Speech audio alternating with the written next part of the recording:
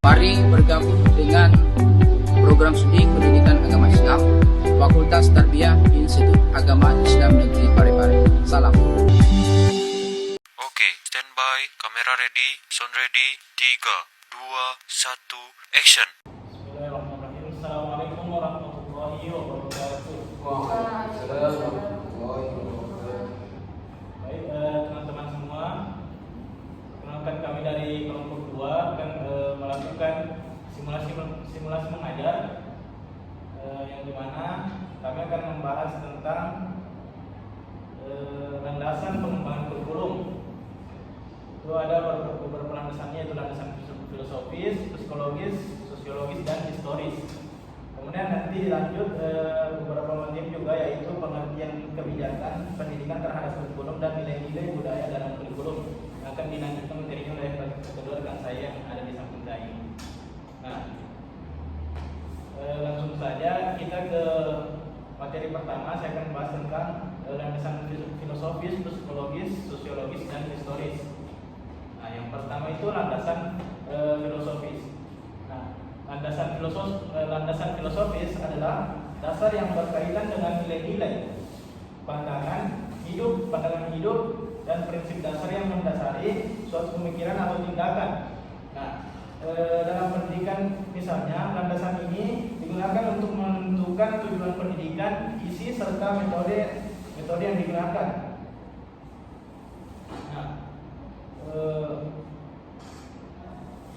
filsafat memberikan panduan tentang apa yang dianggap benar atau epistemologi, atau apa yang bernilai baik atau aksiologi, dan bagaimana cara berpikir logis atau logika. Nah, misalnya dalam pendidikan Indonesia, Pancasila menjadi landasan filosofis yang menanamkan nilai ketuhanan, kemanusiaan, dan persatuan, serta musyawarah dan keadilan. Nah, itu teman-teman. Kemudian dilanjut landasan psikologis. Nah, landasan psikologis berkaitan dengan aspek kejiwaan manusia, baik dari segi perkembangan, motivasi, kecerdasan, maupun emosional. Nah, dalam pendidikan, landasan ini penting untuk, yaitu yang pertama memahami karakteristik peserta didik, kemudian menentukan metode pembelajaran sesuai tahapan perkembangan, kemudian mendorong motivasi belajar. Beberapa teori yang sering dijadikan rujukan yaitu teori perkembangan Piaget, teori kebutuhan Maslow, dan teori belajar behaviorisme, kognitivisme, dan humanisme. Nah, itu. Nah, kemudian yang ketiga itu landasan sosiologis. Nah, landasan sosiologis berhubungan dengan kondisi masyarakat, norma budaya, dan lingkungan sosial di mana suatu kegiatan atau kebijakan berlangsung. Nah, dalam dunia pendidikan, sekolah berperan sebagai agen sosialisasi. Kemudian kurikulum juga disusun agar sesuai dengan kebutuhan masyarakat. Dan pendidikan harus mampu menyiapkan peserta didik menghadapi tantangan sosial. Contohnya, perkembangan teknologi digital membuat pendidikan harus menyesuaikan diri dengan keterampilan abad ke-21. Nah, kemudian yang keempat, landasan historis. Nah, landasan historis adalah dasar yang diperoleh dari pengalaman, peristiwa, atau perkembangan yang terjadi di masa lalu. Nah, fungsi landasan ini yang pertama itu menjadi pelajaran dan cerminan dalam membuat kajian atau program baru. Kemudian melihat pola keberhasilan atau kegagalan dari sejarah sebelumnya. Contohnya sejarah pendidikan Indonesia yang pernah dipengaruhi oleh sistem kolonial lalu berkembang di masa kemerdekaan hingga sekarang. Perkembangan pergerakan nasional yang membentuk kesadaran akan pentingnya pendidikan bagi bangsa. Nah, sebagai kesimpulannya teman-teman, landasan filosofis, psikologis, sosiologis, dan historis merupakan 4 pilar penting yang saling berkaitan dalam menentukan arah dan pelaksanaan suatu kegiatan atau kebijakan, khususnya di bidang pendidikan tentunya. Yaitu landasan filosofis yang memberikan nilai-nilai dasar, pandangan hidup yang sebagai pedoman. Kemudian landasan psikologis memastikan bahwa setiap program sesuai dengan karakteristik dan perkembangan individu. Kemudian landasan sosiologis yaitu menyesuaikan kebijakan dengan kebutuhan kondisi masyarakat. Kemudian landasan historis yang menjadi cerminan pengalaman, masa lalu untuk menentukan langkah yang baik di masa depan. Nah, dengan memahami keempat ini, setiap kebijakan, program maupun sistem dan dapat berjalan secara seimbang, relevan dan berkelanjutan sesuai dengan perkembangan zaman serta kebutuhan masyarakat. Nah, mungkin ini materi yang dapat saya sampaikan. Kemudian para saudara Egy Ferdiansa, saya persilakan. Baik, terima kasih atas kesempatan yang telah diberikan. Nah, saya akan memaparkan materi tentang pengaruh kebijakan pendidikan terhadap kurikulum. Nah, kebijakan pendidikan merupakan keputusan atau peraturan yang dibuat oleh pemerintah atau lembaga yang berwenang untuk mengatur sistem pendidikan nasional. Nah, kebijakan ini mencakup tujuan pendidikan, struktur kurikulum, standar kompetensi, sistem penilaian, dan berbagai aspek teknis lainnya. Nah, salah satu aspek penting yang sangat dipengaruhi oleh kebijakan pendidikan adalah kurikulum. Nah, yang pertama adalah peran kebijakan dalam pengembangan kurikulum. Nah, kebijakan pendidikan menentukan arah, isi, dan implementasi kurikulum. Pemerintah melalui Kementerian Pendidikan dan Kebudayaan merancang kebijakan yang bersifat nasional, seperti kurikulum wajib, standar isi, standar kompetensi lulusan, dan standar proses pembelajaran. Nah, kebijakan ini menjadi acuan bagi satuan pendidikan dalam menyusun kurikulum operasional di sekolah masing-masing. Nah, yang kedua adalah pergeseran kurikulum akibat perubahan kebijakan.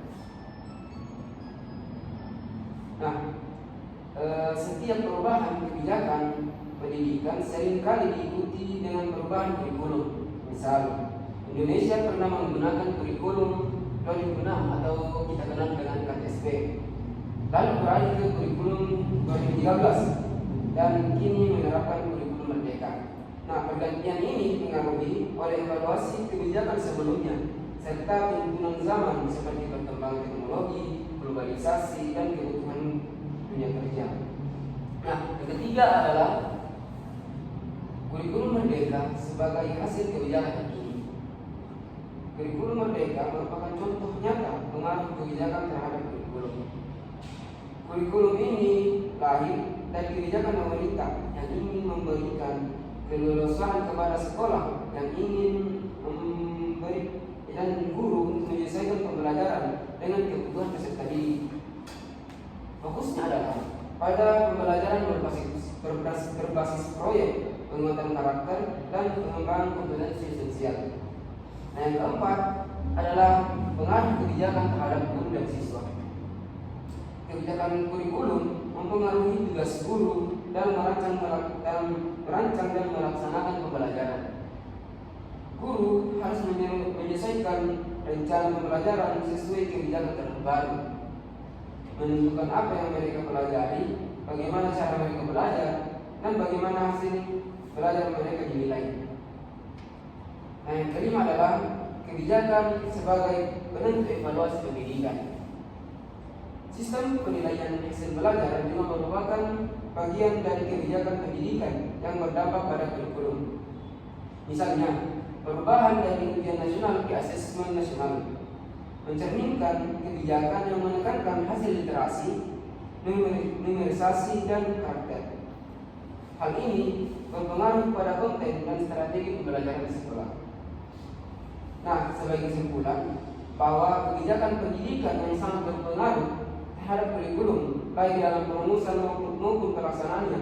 Oleh karena itu, kebijakan yang dibuat harus berbasis pada kebutuhan nyata di lapangan, mempertimbangkan kesiapan sumber daya manusia dan sarana pendukung agar implementasi kurikulum berjalan dengan efektif. Baik, itulah tadi materi yang dapat saya paparkan. Saya kembalikan ke moderator. Itulah tadi pembahasan tentang pengaruh kebijakan pendidikan terhadap kurikulum. Nah, kemudian materi terakhir teman-teman yaitu tentang nilai-nilai budaya dalam kurikulum. Itu akan dipaparkan oleh saudari Yurana. Kepadanya saya persilakan. Baik, terima kasih atas kesempatan yang telah diberikan. Selanjutnya saya akan memaparkan materi nilai-nilai budaya dalam kurikulum.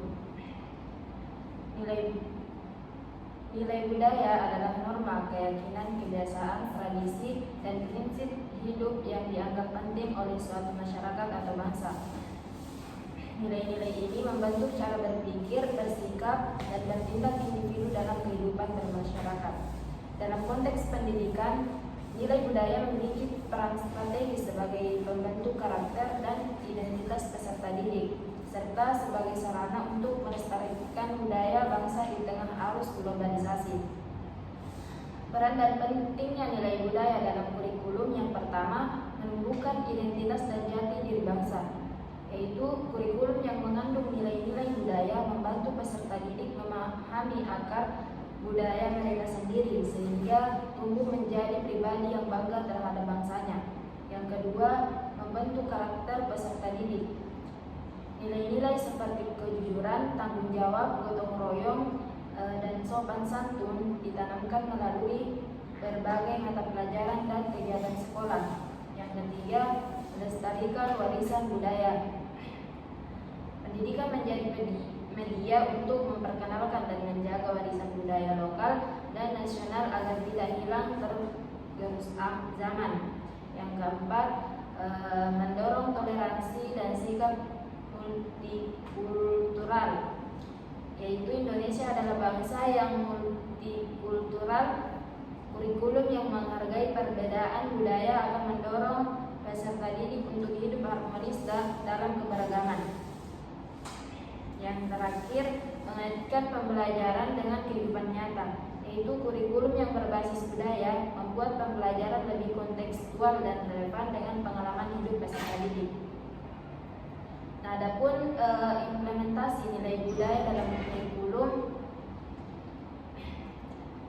yang dapat diintegrasikan ke dalam kurikulum melalui beberapa cara. Yang pertama, muatan lokal, yaitu bahasa daerah, tarian tradisional, makanan khas daerah, dan kearifan lokal adat istiadat daerah. Yang kedua, pembelajaran kontekstual, cerita rakyat dalam pembelajaran bahasa Indonesia, diskusi nilai budaya dalam pembelajaran PKN atau IPS.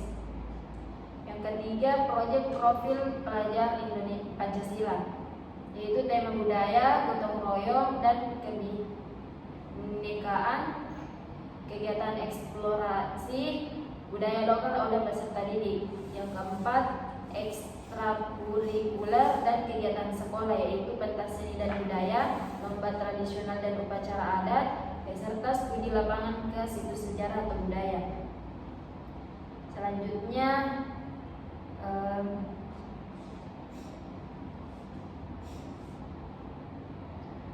contoh implementasi dalam kurikulum, yaitu pelajaran seni dan budaya, yaitu musik, tari, batik, muatan lokal seperti bahasa daerah, proyek profil pelajar Pancasila, kegiatan ekstrakurikuler yang bernuansa budaya.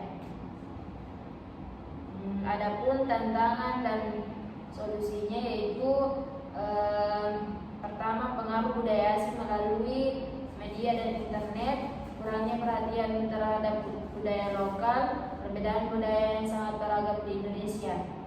Solusinya menguatkan peran guru dalam pendidikan budaya, menyediakan materi ajar berbasis budaya lokal, meningkatkan keterlibatan masyarakat dan tokoh adat.